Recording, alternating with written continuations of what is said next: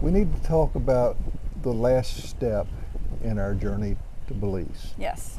And that last step was actually literally crossing the border, bringing in our dog, our truck, our household goods, Right. and ourselves. The crossing into the border of Belize.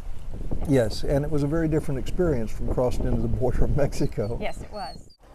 Hello, I'm Chad, And I'm Grace. and this is our dog Queen. And together we are Two gringos and a dingo. But let's talk about crossing into the border from Mexico into Belize. That was a little bit of a hiccup because when you say to Google, give me the border crossing into Belize, it sends you to a crossing. What happened when we went there?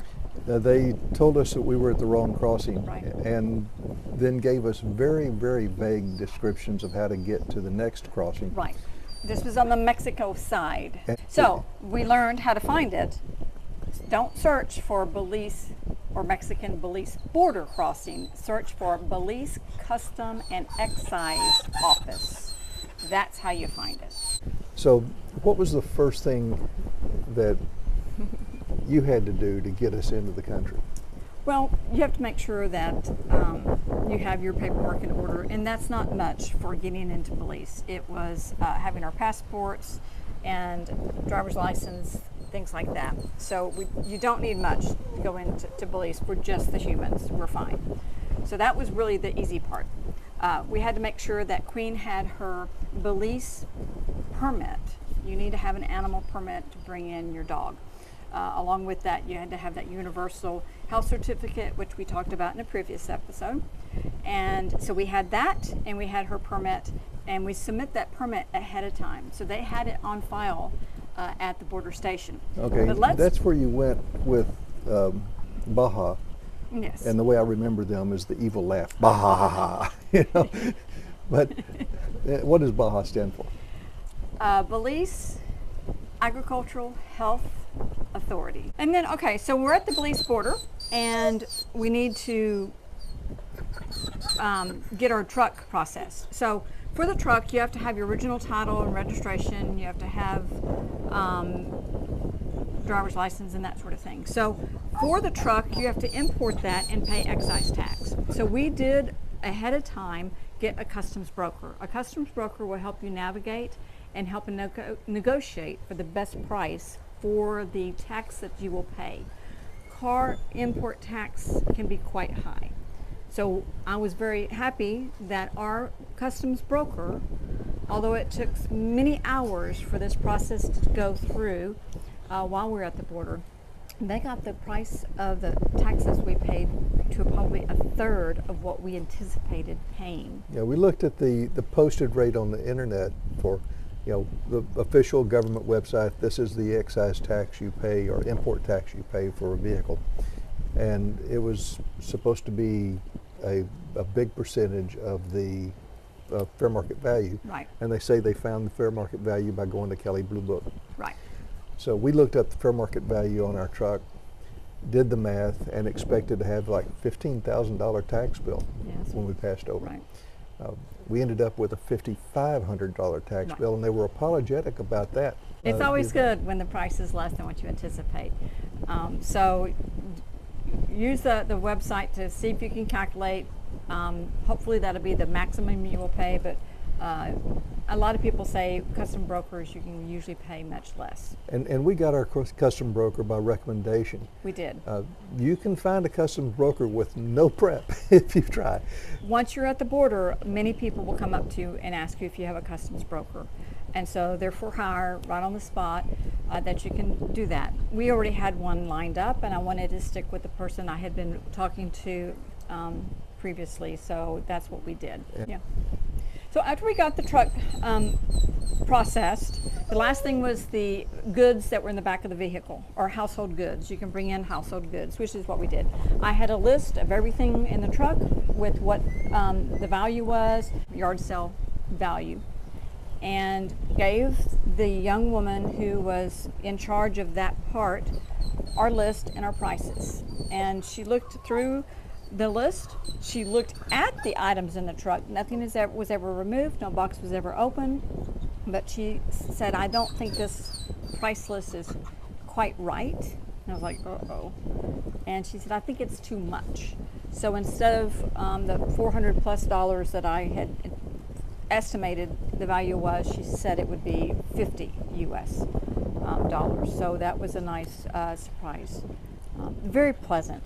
I got the feeling that the border that they knew they were making up for Mexico, because where Mexico just drained us at every stop, Money. Belize from the very beginning did not. They did were not. not mercenary in what they tried to charge Right. us. And then last step you have to do at the border is you do have to, if you're driving a vehicle, is you have to get Belizean car insurance. And oh my goodness. We have a pelican We that have a pelican exists. that's watching us. So she's excited about that.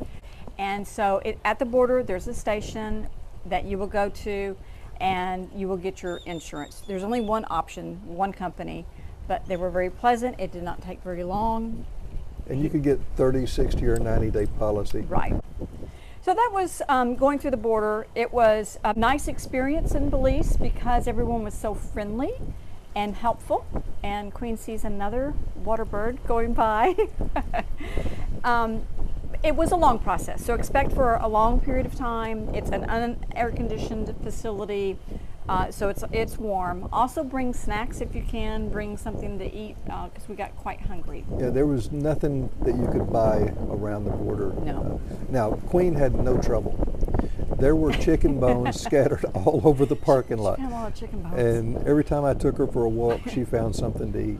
She did. So. But we have her food and water with us at all times. So she actually had her full meals all the time. We were the ones that skipped our meals. She preferred the chicken bones. And we preferred to not let her eat those, so that was a tug of war. When we got past the border, because we didn't bring our food, we only brought the dog's food. We were quite hungry. We were. And we got our insurance and we headed towards what you knew was a restaurant that was not that far away, Right. but maybe an hour away. And we passed by a little Produce stand. Well, a produce stand, but it had nothing but bananas in it that I okay. could tell. Okay. So it was a banana stand. Banana stand. And so we stopped because bananas are not bad. We can eat those. Good snack. And so they had the sign that said bananas, 7 for $1. And that's a Belize dollar, which So- is 50 cents US. So I hop out and we want a couple of bananas. Just to hold us over. So I asked him, well, how much for just 2 bananas? Because I don't want 7. And he looked at me like I was insane and said, just take 7. You know?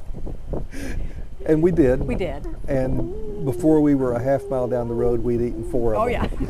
yeah. So he was not mistaken. Anyway, we were very happy to be in Belize.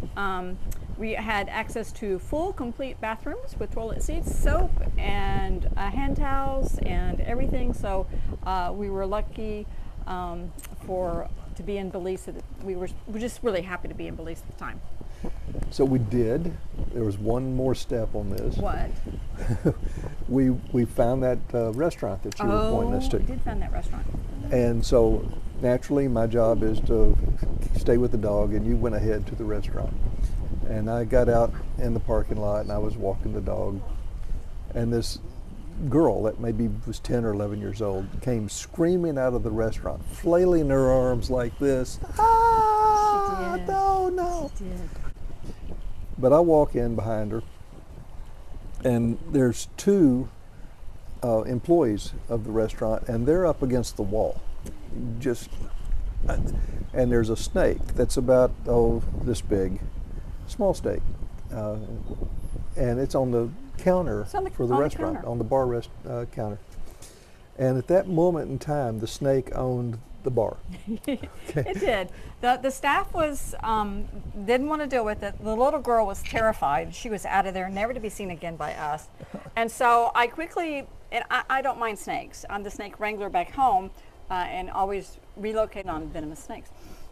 And so I asked, I said, is it non-venomous? Because I don't know my snakes in Belize. And they said, yes, it's green vine snake, which is venom specific for prey, but not to humans. Anyway, so I was like, okay, I got it. So I did scoop up the snake. It was a little feisty. It wasn't happy about being scooped up. Dropped it at one point, but they scooped it up again and pitched it over the side of the restaurant retaining wall. They were grateful enough to offer us a drink Yes. as I was like, I'll take a drink compensation. now. So, welcome to Belize. Yeah, bananas and snakes. Here we are. It's okay. We love it.